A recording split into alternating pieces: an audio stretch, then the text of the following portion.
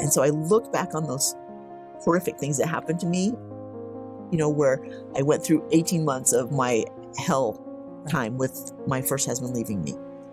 And then I look at my father's suicide and just 5 months of dark, deep whole depression. And I literally flipped a switch that it was less than a week that my son passed away, that I decided it wasn't going to be like that. There was pain, but I wasn't going to suffer. And those are two different things.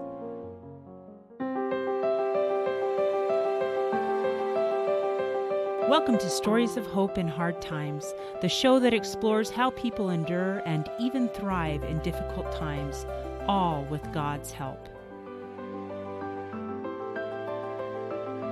I'm your host, Tamara K. Anderson. Join me on a journey to find inspiring stories of hope and wisdom learned in life's hardest moments. Today, my guest is an amazing woman who has lived all over the United States. She seemed to change schools every year. She even had an experience as a foreign exchange student in Sweden when she was a junior in high school. Because of this, she loves to travel all over the world.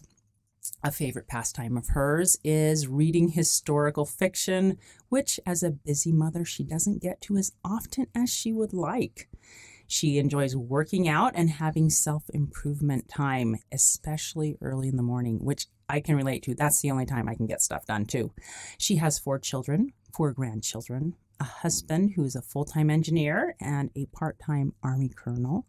She has received a Bachelor of Arts and a Master's in Economics from the University of Utah and has worked in sales for many years and even earned the #1 Senior Sales Rep Award. She currently has her own small trucking company, and the rest of the time she spends coaching. Her focus shifted 3 months ago, and we're going to talk a little bit about why in this interview. She has had several challenging situations she's had to deal with, including suicide in her own family. So, without any further ado, I am pleased to present Lark Galley. Lark, are you ready to share your story of hope? I am ready. Yes, thanks. Awesome. So you are just amazing. You're a world traveler, which is so fun, and you've seen lots of things. But we're going to dive into your life first. So let's talk a little bit. Why don't we start off with your first marriage and kind of progress from there? Sure. So years ago, it's, not quite 30 years ago, but somewhere right in there. I'm guessing maybe just close to 30 years ago as we count back. You get married and you sort of have the way life is going to be. And I look back now and I'm like, my life is nothing like the way I thought it was going to be. And so often we get caught up in the way we think things are. And we just need to turn things over and know that it will all work out for the best. But at the time, it didn't feel like the best. So we had been married for several years, and about, my late 20s, I'm thinking, hey, it's about time for us to have a child here. So it can't be that hard, right, to get pregnant? Yeah. It took me 3 years, and going to infertility clinics and all of these things, and the shots and in vitro and all of that, and nothing worked. Wow. And finally, I gave up, and I said, okay, God, I'm done trying to do it my way. And the interesting thing was, all through this, I was praying, because having a child, that seems like a good thing that God would want you to have, right? He actually told me no. Really? That was frustrating, but I said, fine, I'm going to do it anyway. And I kept trying, over and over. And after 2 in vitro and it didn't take, I said, okay, you're right. The answer is no. And I had an appointment with an adoption agency. Mm-hmm. And right before my appointment, I started getting those feelings. I'm like, I think I'm pregnant. How is this possible, right? Because I had stopped trying. Right. And I took the little test, and it was positive. Wow. And I was amazed. I'm like, okay, wow, that was interesting, right? Mm-hmm. That I had to go through all that. And I had no idea why. Right. But it was a good preparation for what was to come after that, right? Mm-hmm. Just being able to trust in God and rely on Him and the things that had happened during that time. And I was so excited. My husband was away on a business trip. He came home, and I sat him down, and I'm just so excited. And I said, honey, we've been trying so long. Guess what? I'm pregnant and I'm so excited. Mm-hmm. And I'm expecting that he's going to be so excited as well. Absolutely. Right. We'd been trying for 3 years, right? Yeah. And nope, he wasn't. He said, I don't want to be a father and I don't want to be married to you. And I was devastated. This came out of the blue. I mean, completely unexpected. No clue. Wow. And so for the next few months, every chance he got to start a fight, pick a fight, he started it. And I'm like, I'm not knowing what's going on. Mm-hmm. And I think he was just trying to justify leaving and trying to create problems so that he could feel justified in walking away from the marriage, which he did. This would have been just over 23 years ago, so 23 and a half years ago. He just walked away. I was 6 months pregnant. I felt like a teenage pregnancy where you're completely on your own. That's what it felt like as a 30-year-old. Wow. This was before cell phones, that they had cell phones, but not everybody used it. It wasn't at that price point, and we didn't use them like that. And so he was working out of state. He'd have to commute via the airlines. He was working for the airlines, and he just literally disappeared. Wow. So I had no way to get in touch with him. I had his work address, and that was it. Wow. Crazy. And so I'm actually in another state at the time. I was in California, living in California, working, and just devastated. I can't even imagine. So my whole foundation was just ripped out from underneath me because aren't you supposed to be married forever and you find your love and things are great? And they weren't great. And I was in a really dark place, probably for the next 18 months. I call it my 18 months of hell because first of all, of him just like being so abusive to me, trying to pick those fights and trying to like tear me down.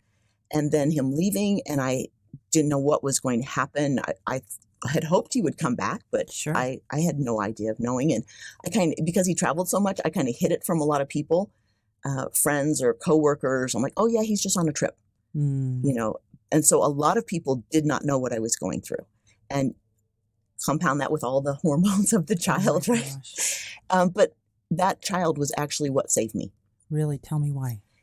I had a purpose, and I had developed that relationship with God, and he told me some things during this time period. He told me that she was never meant for my first husband.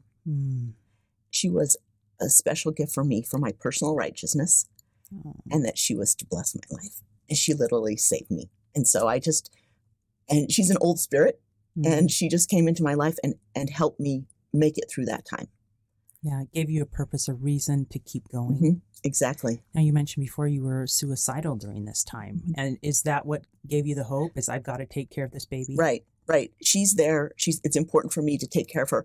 And I also, kind of figured out during this time, the reason why I didn't get pregnant for those last 3 years, what if I had gotten pregnant and my husband had bonded with her, then I would have had him in my life all the time. But now he walked away. He had no ties. He literally moved out of the country. Wow. And he was completely removed. And I never tried to stop him from being involved in her life, but he never made an effort to be involved, which in retrospect was probably a really ideal situation because after he left and I had the baby, and I just had these strong feelings like I'm supposed to be married, I'm supposed to have a husband, and this child is supposed to have a father. And I had to go through the divorce proceedings, with him being gone, complete abandonment, right? Not even having a place to mail documents to. Gosh. And then the way that the new man came into my life, right? And just the miraculous way that God provided, and that it was meant to be, that was the man that actually was supposed to be with me. And we've been married now almost 22 years. In August, it'll be 22 years, right? I mean, and we've had our ups and downs, but, he's been solid. He's been there the whole time. That's awesome. Isn't it interesting? Sometimes we look back on our lives and we go, oh, I get it now. But at the time we're sitting there questioning God and saying, why can't I have this happy marriage? Or whatever else it is. And God's like, give me some time. Exactly. And it does take time, which, I'm not a very patient person, and I don't think most people are. We want things right now. We want it the way we want it. We have an idea of how it's supposed to be, when in reality, God has a better idea. Yes. And what I learned through that was that God was there. He would provide. He would take care of me. Maybe not in the way I thought I needed to be taken care of, but I could rely on him. And I absolutely had that faith that no matter what happens, I would be okay. My family would be okay. And that's what I learned from that experience. Wow, that's powerful. It's a powerful lesson to learn early in life because life had a few more ups and downs for you, didn't it? It did. And just interesting as we go through life, what it hands us, right? Mm-hmm. And so just 5.5 years ago, my father passed away. Wow. And it unexpected in some ways, not in others. He had been bipolar for years, like his whole life almost. It was kind of genetic through my family. His mother, his grandmother, and all of this had gotten passed down through the family. And so a lot of my aunts and uncles, my cousins, some of my siblings have this mental issues, right? Their issues with their mental health. And he was just up and down and had a really hard time socializing with people. When the family would come over, we'd get together for holidays. He would want to be with us, but then he couldn't bring himself to be with us. So he might just come and eat dinner and then go away to a different room and be by himself. Or there were times when he would just get a plate of food and take it away. He couldn't even be with us. And that's one sign that I know from some different bouts of depression that I've had, is that we tend to think the answer is to isolate ourselves, when in reality, that's exactly opposite of what we need to be doing in order to come out of this funk and this depression that we have. It's actually to be with people. Being with people which is not healthy. Yes, which is not what we always want to do when we don't feel good. That makes total sense, actually, because when we feel good, we want to go hide ourselves in a little hole in our house and pretend that the problem doesn't exist. But in reality, the truth of it is, it's better to open up and talk about it. Exactly. And I think you're going to discuss a little bit of this. Right. So your father committed suicide. Right, he did, and I actually couldn't talk about it at the time. So he had had an operation a couple months earlier. They had switched up his bipolar medication. He wasn't sleeping, and he was just all messed up, right? Oh, no. And so it was a terrible time. And he happened to be driving. We think that he probably fell asleep because he hadn't been sleeping. The car sort of drifted, and there was a parked street sweeper on the side of the road. And he slammed into the back of that. And I think it was just like the last straw. He had been in his company, his insurance rates had been rising, and now this was going to just increase them more because of the accident. He was in debt. He was just stressed over everything. He was in pain, and add to that the mental pain, the anguish. And he just pulled out his gun from the console and just shot himself. Really? And he was taken by ambulance to the hospital. And then I got a call from my brother-in-law, and he said, "Lark, your dad's in the hospital. He's in a coma. I need you to come down here right away. By the way, you have medical power of attorney."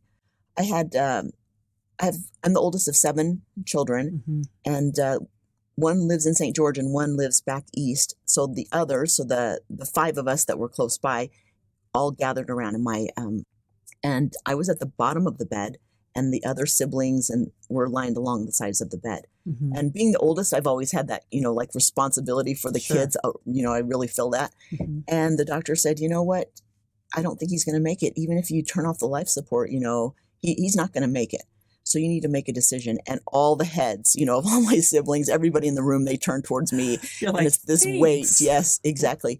I'm pretty pragmatic about this. And my father had told me a long time ago that, he never wanted to be a vegetable. He never wanted to be hooked up to machines. And he had just gone through years and years of ups and downs and just difficult times. And so I knew that he would want the machines turned off. So they turned down the sound so that we wouldn't know exactly when he flatlined, and, turned off the machines, and then basically let us have our time there with him. So, but it was hard, and I just went into task mode to get the things done that needed to be done. Sure. But How were you inside? Let me ask that. It was very interesting because years earlier, my siblings and I had talked about my dad, because the relationship was such that he was often emotionally distant from us our whole lives. We didn't feel like he was very supportive. He was kind of controlling in some ways. And we had said years ago, when Dad dies, we don't even care. We're not going to the funeral. We're, cutting ties. And yet, when he passed away, that's not what happened. There was a lot of emotions there. Some of my sisters were very emotional, took it very hard. I sort of bottled things up. I did cry at the funeral, which really surprised me when I was talking. But I just felt a deep sense of sadness that things maybe could have been different, in his life, and sad that he had to resort to that because he was in so much emotional turmoil, and he'd had that difficulty for years. Yeah. And just a great sadness of the way it happened. So. Wow. So you bottled it up for a while, and were you able to heal from that finally? Let me ask you that. Yeah, finally, because of what I'm going through now. But I just told people he passed away. I didn't go down the suicide route because the stigma, the shame, all of these things around mental wellness, so your dad's crazy. Maybe that means you're crazy or your family's crazy. Right. All of these things that I've thought in our society perpetuates. That, like I said, it was 5.5 years ago. So it was just not something I could talk about. And very few people knew the story behind the real story. Yeah. I just said he was in a car accident, and that's where I left it. So I couldn't talk about it. And because I couldn't talk about it, I couldn't face reality. It was, separate from me. I didn't even acknowledge the whole suicide thing. Which I look back now and I think if I had been more real and accepting it, I probably could have moved through that faster because it was about 5 months that I was just in a dark hole and just barely functioning. I don't know how my kids got fed. I don't remember those 5 months. I was running a business, and then later I had a new accountant come in, and she was working with the books, and she goes, I don't know what happened between January and May, but those numbers are all screwed up. They were like in the wrong categories, and I'm like, oh, wow, okay, I was really in a bad place. Yeah, you're just barely functioning. Wow. So bottling things up, then, maybe the moral is, doesn't solve the problem. No, it doesn't. You have to deal with it at some point. Whether we want to or not, right? Right. And it's hard. Yeah. And it hurts. But I think we so often, we're not willing to confront. And if we just confront what's real and say, yes, this is the fact, it's real, instead of trying to hide it or push it away from us, we can then move through and accept things as reality. Right. Wow, that's really something good for us to think about. And it's easier said than done, right? We can say, yeah, you need to open up, but when it happens to us, and I know when my son was diagnosed with autism, I was in denial for a long time because I could not face the fact that my life had been changed so drastically, and it took me time to be able to process all of that emotion and finally be able to say, okay, my son has autism, and be able to say it out loud and then start taking steps towards dealing with that and helping. Well, he was already getting help, but just processing all that. It's tricky. Right. It's hard. It's not the life you planned. No, darn it. Right.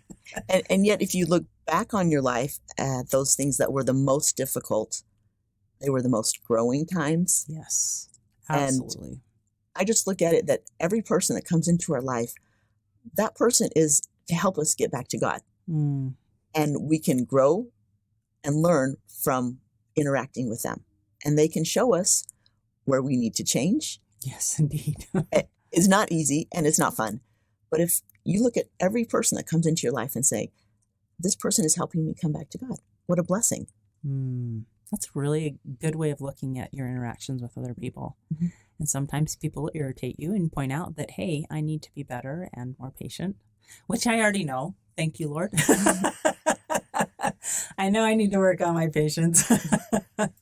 Wow. These are awesome things. Why don't you take us to your family today or in this last year or two? Tell us a little bit about your your family situation. This has been very interesting, something that happened. Up until 2 years ago, Mm-hmm. I thought I had 3 children. And maybe you've heard of the movie Elf. Yes. Yes, well, that actually happened to my family. Wow. Yes. Do tell. So my husband's from New Orleans, Uh-huh. and he grew up down there. And then as a late 20s, he converted to LDS Church, Mm-hmm. thought that maybe moving to Utah might be a better environment for him to live that religion. Mm-hmm. And so he moved up here, not knowing that he had left something behind. Ah.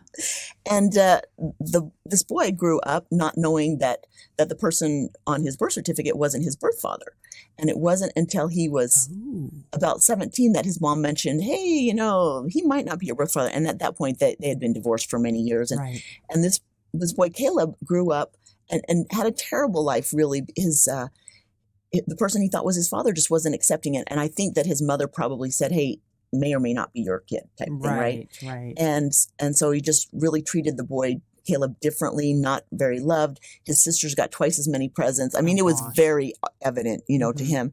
And at 8 years old, he just didn't even want to go to his dad's house because he didn't feel like they loved or cared about him. And when I heard that story, that broke my heart. Oh, yeah. Can you imagine a child thinking that their parent doesn't love them and doesn't accept them? That was really sad for me. And then later, he married a wonderful woman, and they had 3 girls, and then she got pregnant with a boy. Mm. And suddenly, just over 2 years ago, this desire, who is my father? Mm. And so he had a talk with his mom. He actually had a DNA test done. Oh, there you go. Yep, there you go.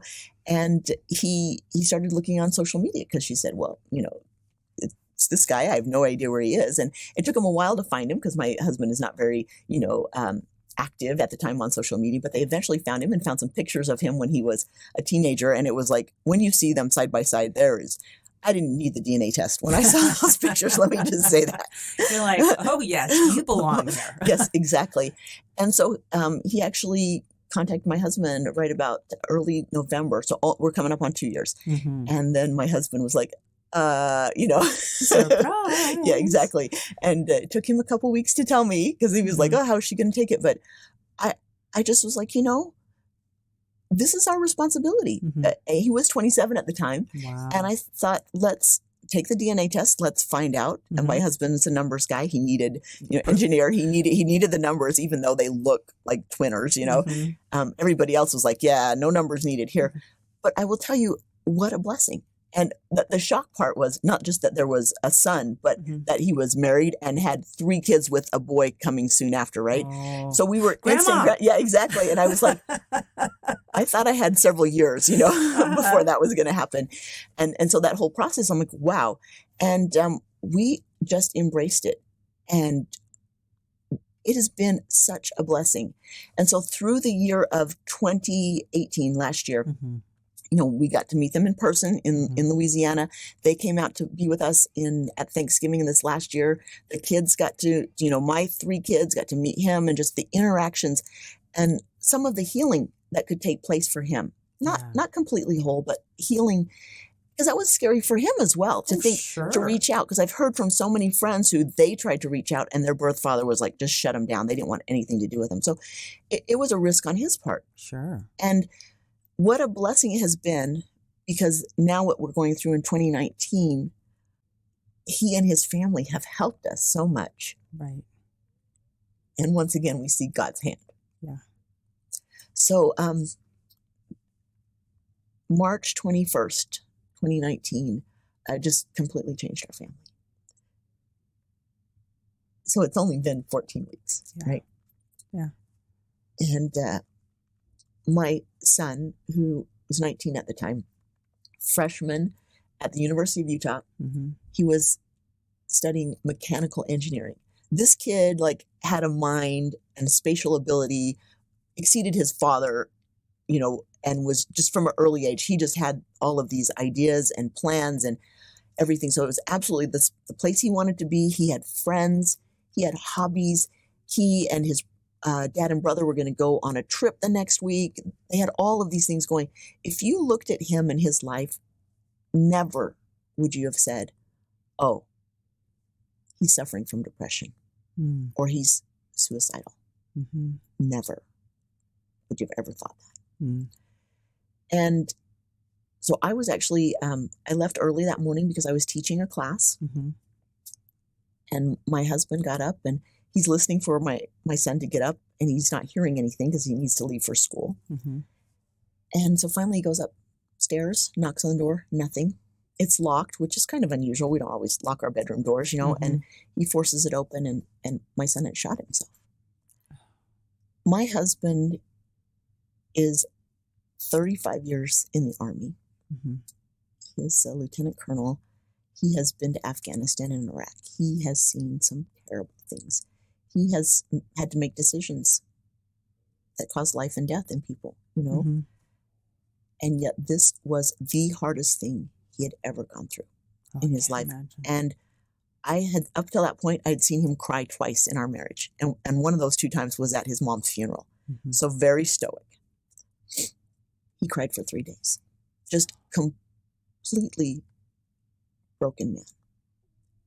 And unable to function. His heart was broken because he and my son were so close. Right. And what had happened the night before is my son had come home late from school, and Stephen, my husband, decided that was a great time to have an actions consequences discussion, which is never at night. And nothing he said was out of line, because as a parent, we want to make sure our kids understand their actions have consequences. And the week prior, he had been in a car accident, which he needed to come out of pocket for the deductible. Mm. And then that combined with 2 speeding tickets, because what 19-year-old can possibly be expected to control their speed, right?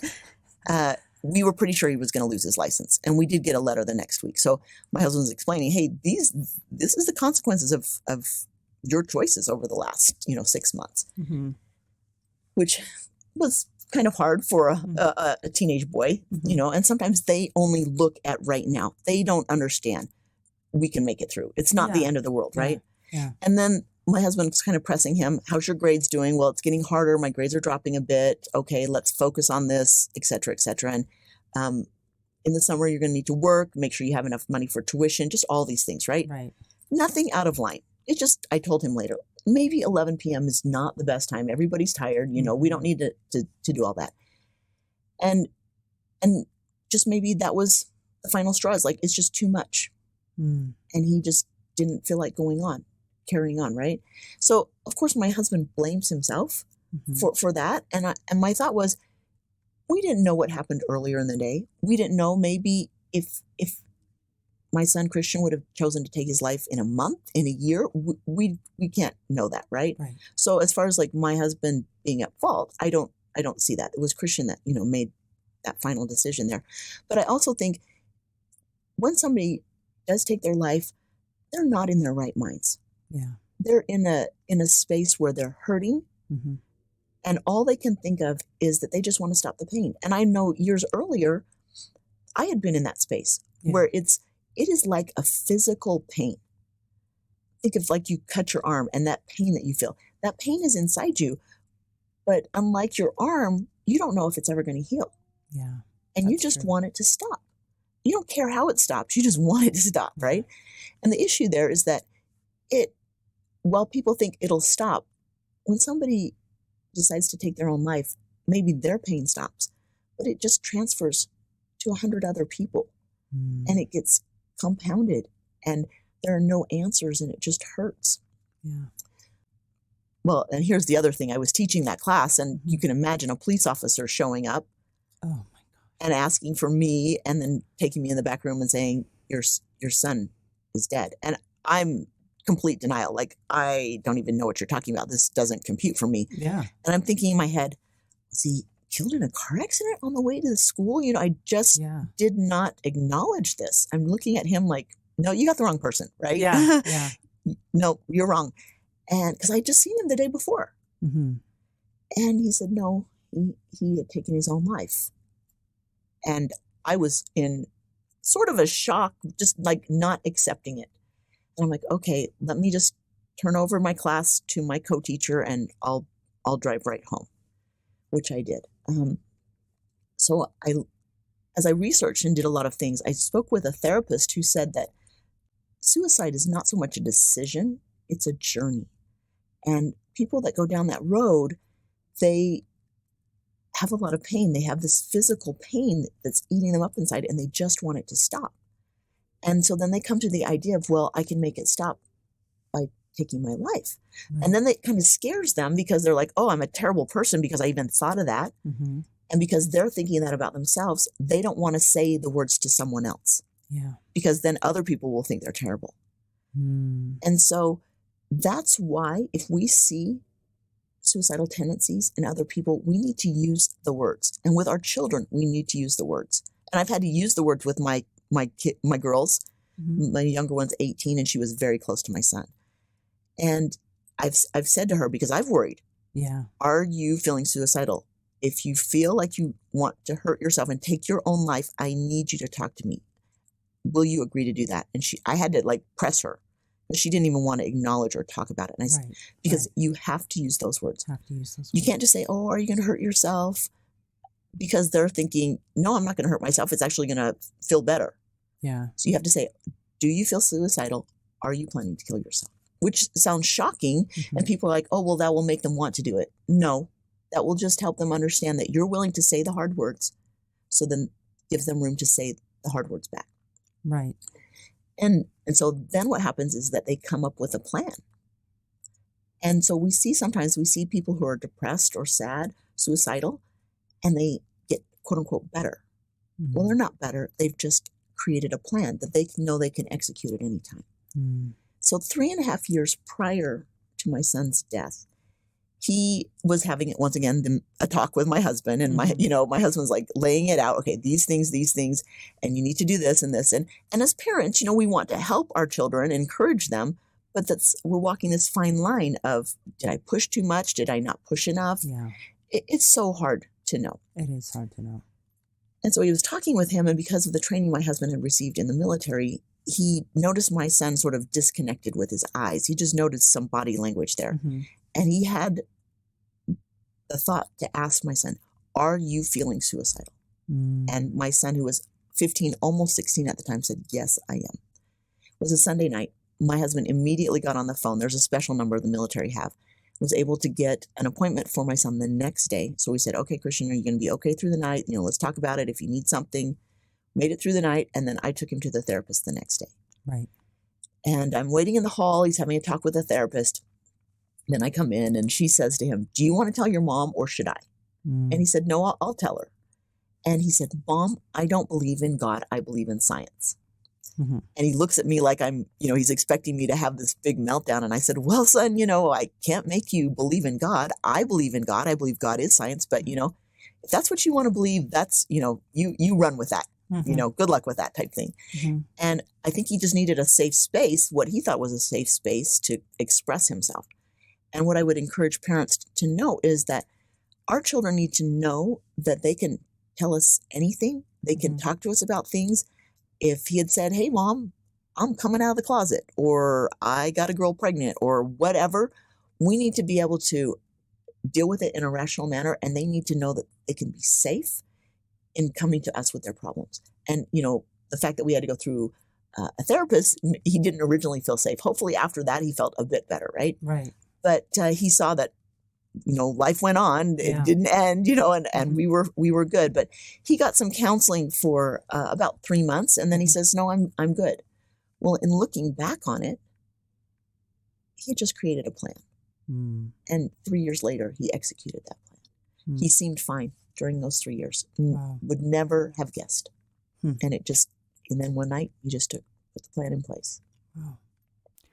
We're going to take a quick break, but when we get back, we're going to have Lark tell us about what suicidal tendencies look like and how we can help people who have them and prevent suicide in the people we love.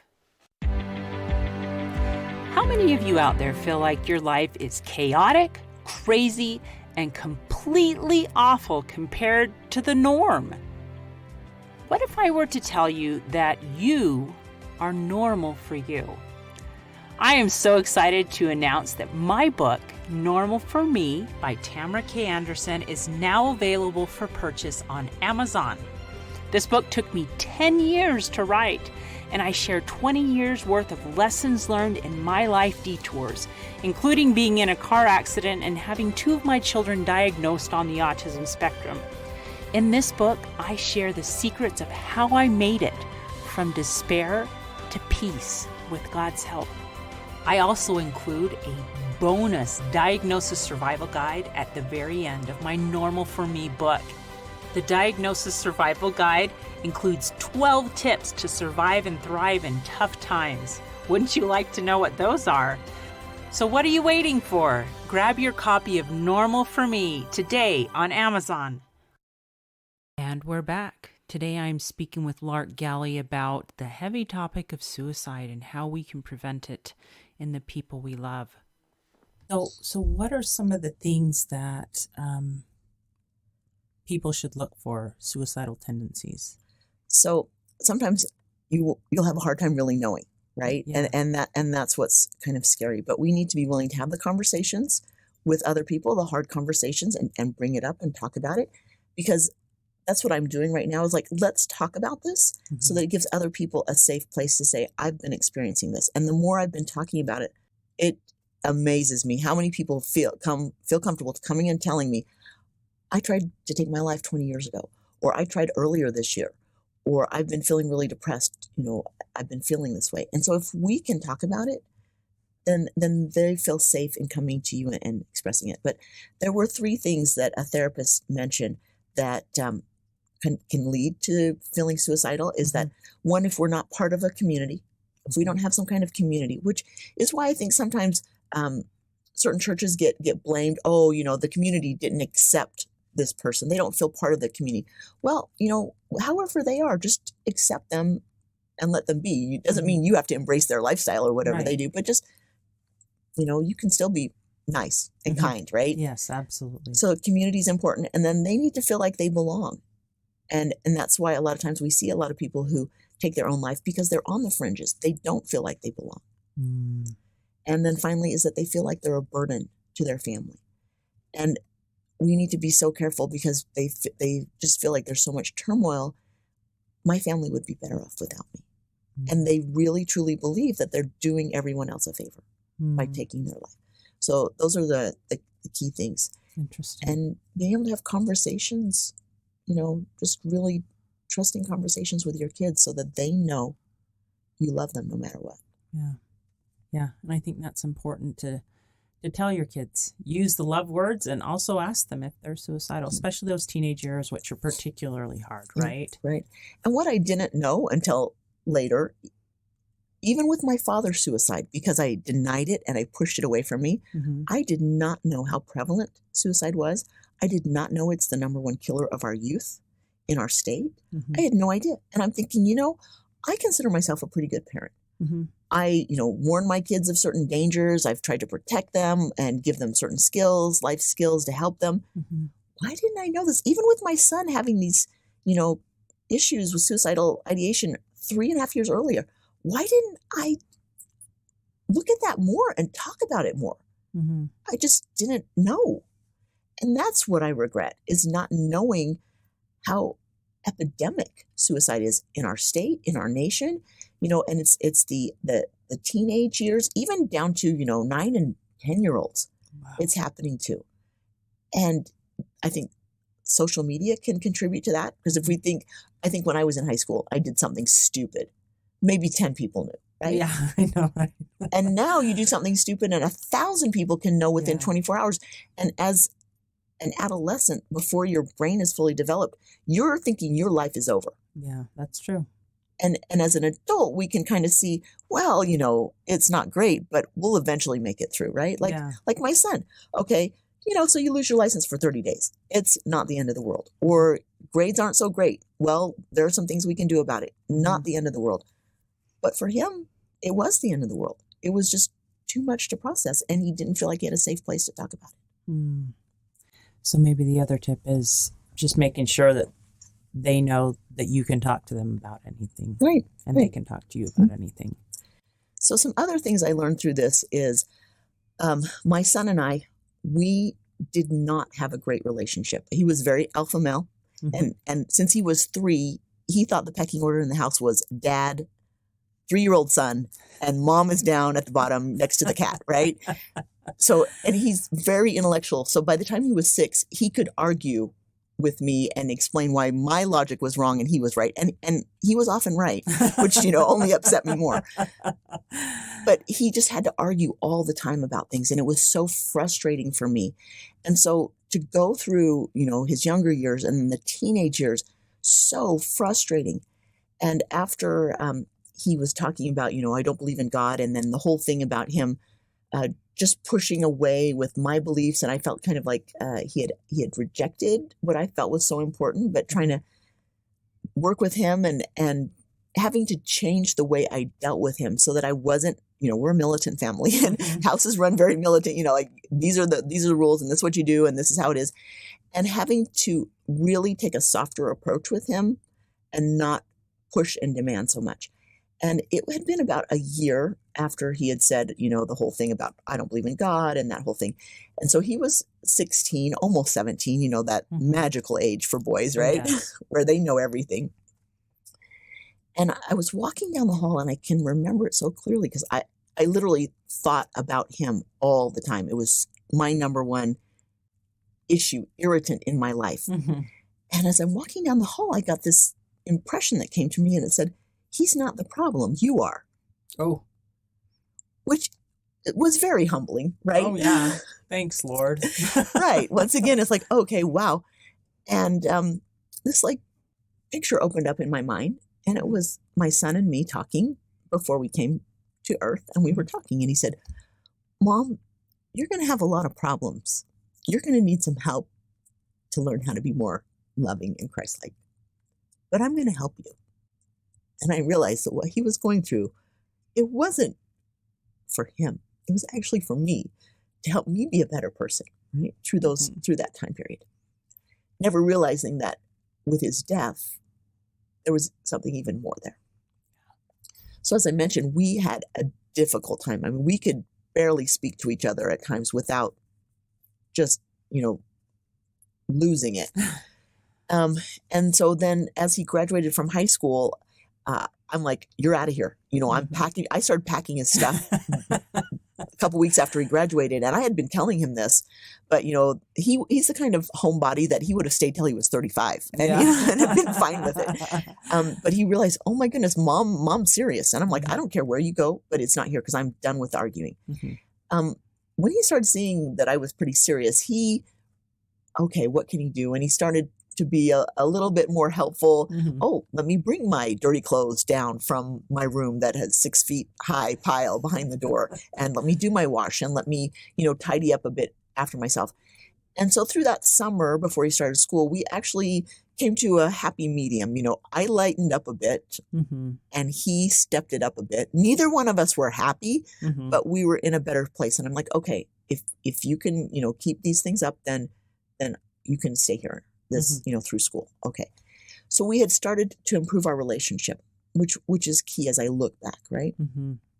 And then something my daughter said a couple weeks after my son passed away is that she said, Mom, you were always trying to improve your relationship with him. She noticed what I had done. I was always reading parenting books. Mm-hmm. I was listening to different classes, taking courses. I was getting counseling help, parental counseling, all of these things, literally up until the day he died. I was specifically doing things to try to change the way I parented him. He was 19, right? Mm-hmm. And I had been doing all these things, very active, because it was such a concern to me. And one of the things I did right before he died was listen to this book on tape called Real Love by Greg Bear. Mm-hmm. And it changed the way I looked at things. And it allowed me to say, real love is wanting another person's happiness more so, than your own happiness, and accepting them for just who they are without, any expectations. Mm-hmm. And I realized that, we all do this as parents, and, we were probably raised this way as well, that our parents have expectations and they show us by their facial expressions that whether they're happy or not. And, I certainly did that for my kids, and they learn very quickly what's going to get happy looks from the parents versus sad looks. And so I went out, had a talk with each of my kids individually, and 2 weeks before my son passed away. We went out to dinner together by ourselves. Dad was out of town. And for an hour, he talked to me. Mm. And this is a kid who couldn't talk to me for 5 minutes. Wow. And we talked about that and, how mom and dad could have parented differently and maybe all of that. And I just ended, he talked a lot. And I said, parents aren't perfect. We really try to do the very best we can. And yes, we probably could have done some things differently, but we did the best we could at that. Yeah. And I look back on that and our whole, earlier life of just fighting and being unable to express what we needed and wanted from each other. How grateful I am that at least we could have had that talk and we could have been in a better place than to have regret for not trying to improve that relationship. Right. So how, as a parent, do you process all that grief and move forward? Where have you been able to turn, and how have you been able to finally talk about suicide this time around? Right, because that did not happen at the very beginning. So my son died on a Thursday. Yes. And finally on Saturday, I posted on social media, our son passed away. And that's kind of where I left it, because once again, the shame, the stigma, the judgment. Oh my goodness, they aren't good parents, or what was wrong with their son, or what's going on? Why didn't they know? All of these things, I just couldn't deal with that. I was okay, talking to friends or family about it if they asked. I would say that, but not on social media, right? You never know what's going to come back. But then what happened over the next 3 days is that friends started reaching out to me. And these were concerned moms who had children, teenagers, who knew my son. And they told me, my daughter took a bottle of pills last year and she was in the hospital for a week and we barely saved her. And now, we're so concerned. We live in fear that she's going to try to do something again. Another mother told me, my son's already been in a dark place. And now, now that he knows about your son passing away, it's just like, I'm afraid where that might go. And then I had a sister who has a son that's very close in age to my son. They were very close to get, palled around a lot. He was out of state at college. She didn't even tell him why. She just said, get on a plane and come home now. Because where he was emotionally, she knew that he could not be left alone. Right. And then I had a sister of a friend of mine reach out to me and say, my son, who's 17, we have been on 24/7 suicide watch with this boy for the last couple of years. I couldn't even imagine that. How could you, cope with that? How could you think, oh, I might not see him tomorrow? How devastating that would be. Yeah. And so all of these people started reaching out to me and telling me their story. And between Saturday and Tuesday, I realized that this wasn't about me. It wasn't about shame or guilt or anything. This was about saving these children. Yeah. Because what I was concerned with was the copycat that happens so often. There was a school in a town over last year. They had 6 suicides within a couple months. Wow. And it's because one does it and the next and the next. And I couldn't change what my son did. Right. I can't change if another child chooses to take their life. What's the only thing I can do? I can change me. I can do something different. And that's when I said, I'm speaking up. And so I posted on Tuesday, and this was like, wow, this was a leap of faith and it was scary, but I just felt I have a moral obligation, because if I didn't do this and one of these children copycatted my son, that's what I couldn't live with. Right. So I put it out there and I said at the very top to catch people's attention, since my son's suicide, many concerned mothers have reached out to me. So that pretty much caught a lot of people's attention, right? And then I talked about how the pain doesn't end. It just transfers to other people, that we need to be accepting and loving of our children. We need to talk to them, and that there is nothing you're going through that we can't help you out with. There will be help. So I put all of that there, and it just spread. Good. And people started talking about it. And I started talking to all the moms that had reached out to me. I said, go read this with your child. Yeah. And the mom with the son who's on 24/7 suicide watch, she wrote me back. She goes, he bawled.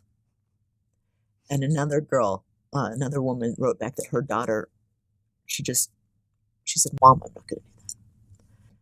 And then the son of our friend, they came to the viewing.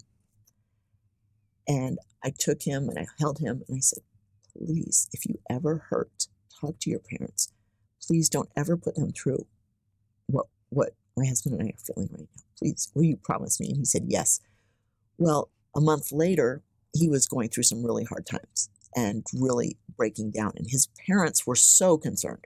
My friends were so concerned that he might attempt to take his life. And so they talked to him about that. He goes, no, Mom, I will never do that. If I'm feeling really bad, I will always come and talk to you, because Lark and Stephen reached out to me at the viewing and they made me promise that I would never do that.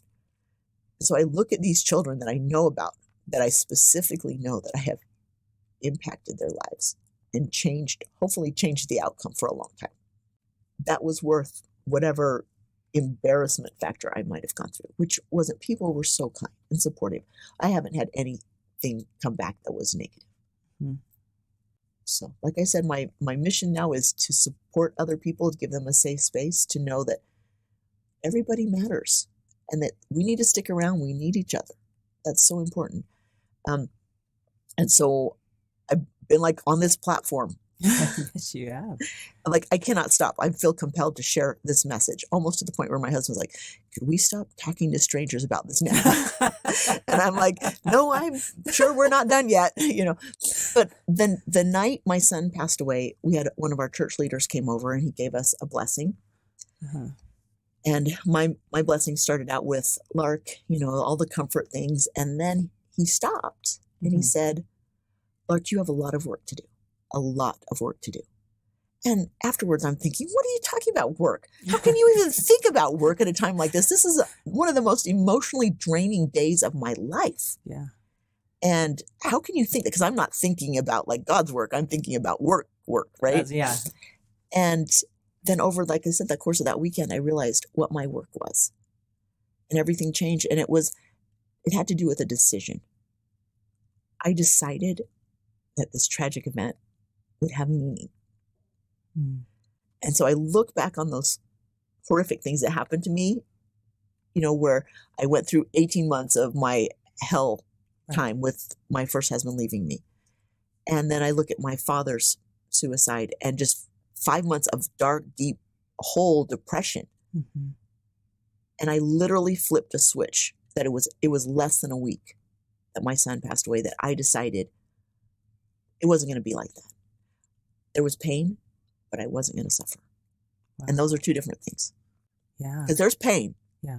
But you don't have to choose the suffering. Wow. So you saw the perspective that because of life circumstances, there can be positive growth. Is that what it is? Right. There's that. And then just knowing that I have a higher mission that God wants me to fulfill. And I feel my son close by. Talking about this brings my son closer to me. People say, well, are you sad that he's gone? I'm like, no, you don't understand. He's actually closer to me now than he was in life. And I feel him helping me. Yeah.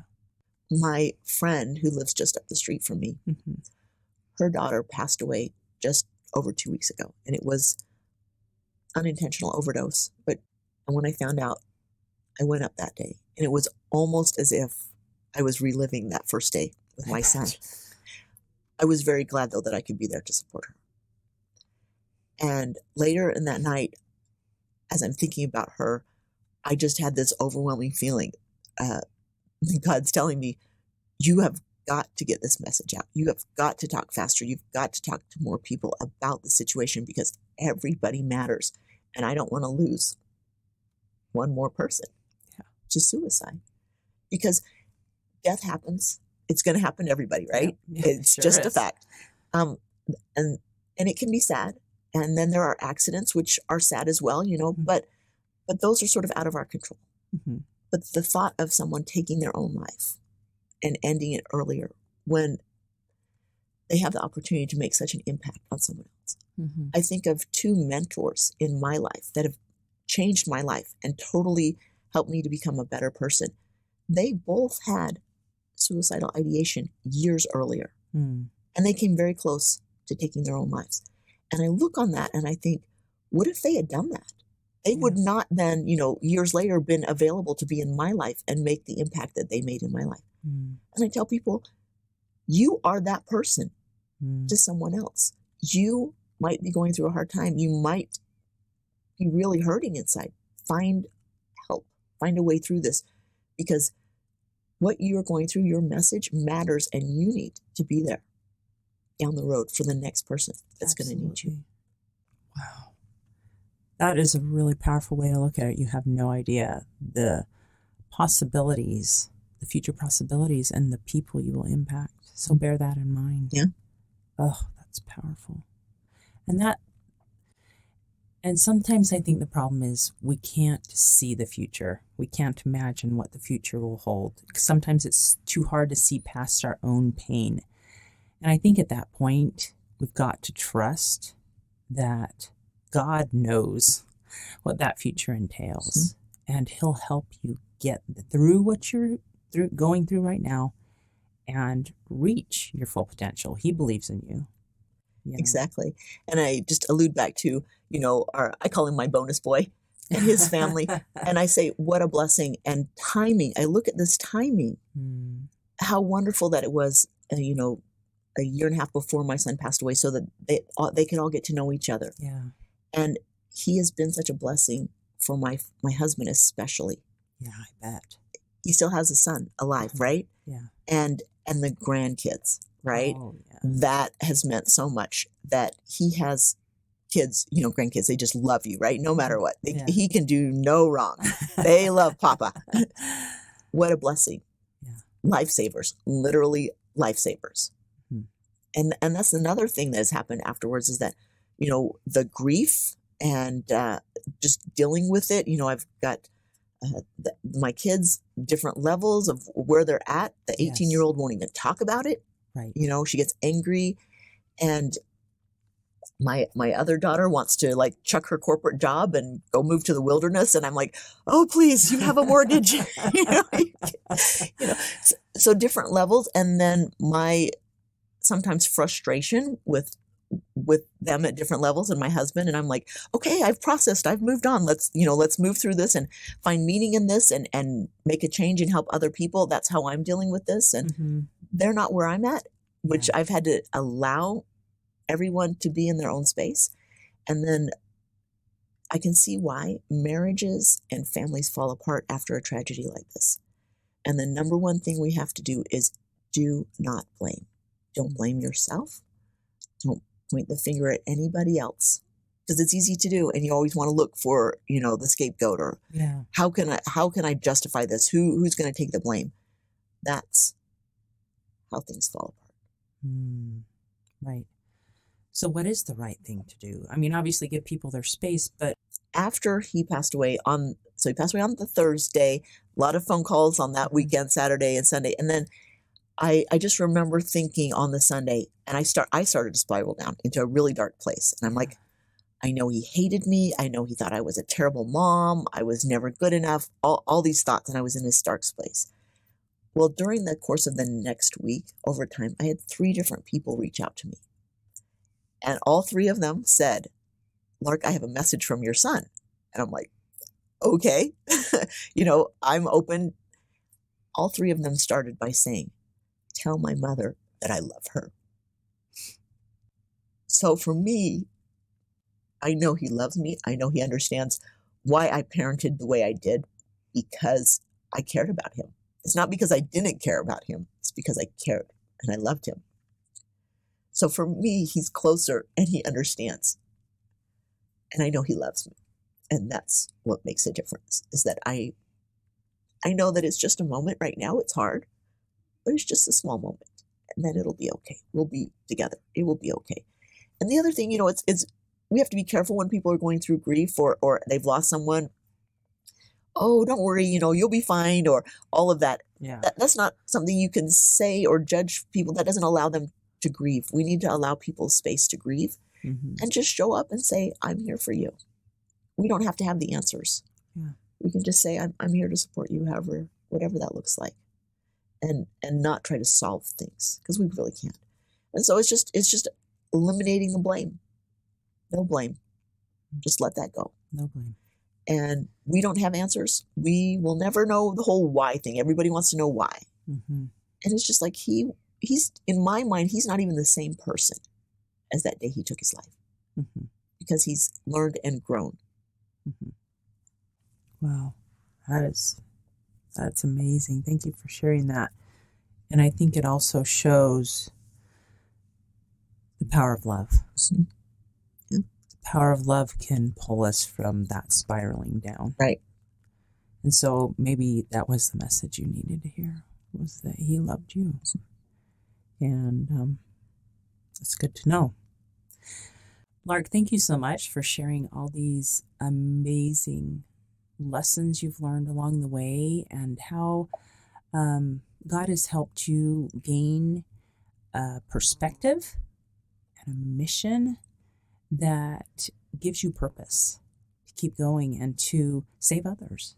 I think that's a beautiful and powerful mission. And I think that's what God wants us to do. He wants us to reach out and help one another in these hard times, and build these communities, as you say, communities that are safe and loving for everyone. So is there any favorite Bible verses that you have found especially comforting on your journey? So earlier, when I was going through this with my first husband leaving Yes. me, and just that whole time period, was Proverbs 3:5. Trust in the Lord with all thine heart, and lean not unto thine own understanding. Because so often we think we have all the answers, or we know what's best. And as I look back, I knew nothing, so to speak. Yeah. God was preparing the way, and he was setting up the circumstances so that my husband and I could meet, because I was living in San Francisco and I moved back home to be near my parents Mm-hmm. as a single mom. Mm-hmm. He had been living in Louisiana, converted, moved to Utah. We literally lived within 2 miles of each Oh other, my goodness. and came into contact with each other. And I look at that, how could I possibly have planned or orchestrated that? Yeah, you couldn't have. It's amazing, right? And That's God. That's God. And that's what, just let him take care of things. Mm-hmm. We are so intent on taking control, Mm-hmm. and that's not our job. Our job is to just move forward and follow the promptings that he gives us, and he'll work it out. And that's what I've been doing with my current mission now. Mm-hmm. Okay, because when I really felt that mission, like, you need to get this out there, and I do business coaching. I don't live in the soft, fluffy, state of all of that. And I said, God, I will do whatever you tell me to do, but you have got to open doors. You have got to guide me. You've got to help me. And so I would listen to these nudges, and my thought was, how do I get my message out there? And the thought came, be on other people's podcasts. And I'm like, Mm-hmm. oh, brilliant, right? Mm-hmm. And then a couple of days later, I found out that I was told I was writing a book, and I'm like, great, lots of free time. I'm writing my book. So, and then I was like, I don't know where to go with this. And he brought someone into my life who said, oh, I have a publisher, and let me see if they want to take that. Yes. So now Morgan James, the publisher, a huge publisher of faith-based books, Fantastic. said, I'd very much like to read your manuscript. Right. So now I'm writing it, and doing all of that. And so I look at these things, and I just have to trust in God, right? Yeah. Now you're on your journey. Yes. Now it's my turn. So then the other one for right now in my journey is Esther chapter 4, verse 14. And it says, and who knoweth whether thou art come for such a time as this? Mm. Because I look at all the things that have happened in my life and all my experiences, my work experience, opportunities for training and learning. And it wasn't for me. It was for my mission right now. Your message. God's message. Exactly. People matter. Right. They do. Yeah. And we need to talk about this and create a safe space. And so what was interesting is I had been creating all of these business coaching programs, Mm-hmm. and I had to call up my clients and say, I don't want to do that anymore. I have no desire, to talk about like helping you improve your business. I want to talk about what's inside you. And so I've switched all my courses. I've created this course called Emotional Self-Reliance, Mm-hmm. which 3 months ago, if you'd said I was doing anything with the word emotional in it, I would have said, no, you've got the wrong person, right? Right. Or even if you had told me that I'd be talking about suicide, I'd be like, oh no, now I know you're crazy, right? Yeah. And here I am, I can't talk enough about it. Right. You're driven. Yes, I am driven. I'm absolutely driven to talk about it. And so I'm just changing everything and how I'm trying to help people find value in their lives, because I know throughout my life, even though I've done some amazing things, I never felt good enough, or one more achievement and then I'll be good enough. And I look at my son who took his life and I think he didn't feel that value either. And so if I can help people see their value inside, that they're valuable just for who they are, just because they showed up. Yeah. They didn't have to do anything. Yeah. That's what I want to instill in people, is that they have value. And so I'm creating all these courses and talking to people. So if they want to know about that, it's on my website, Lark Dean Galley. So Lark Dean, DEAN Galley. And I'm offering a free module to my emotional self-reliance course. Awesome. And then also I'm going to be putting up a speech that I did recently that says, events do not define you, and that you do not have to take your identity from all of these things that have happened to you through your life. You can make that decision. That's my word. Decide. Just decide that it's going to have meaning. No, that's beautiful. Find meaning in your tragedies, but don't let them define you. Right. Yeah, that's fantastic. And we'll reference all these things in the show notes for sure, so that other people can find them. If people have resonated with your message here and want to get a hold of you, would they visit you on your website or? Right. They can get to my website. There's an email address there they can connect with, or Facebook, Living Life with Lark Dean Galley. They can find me there.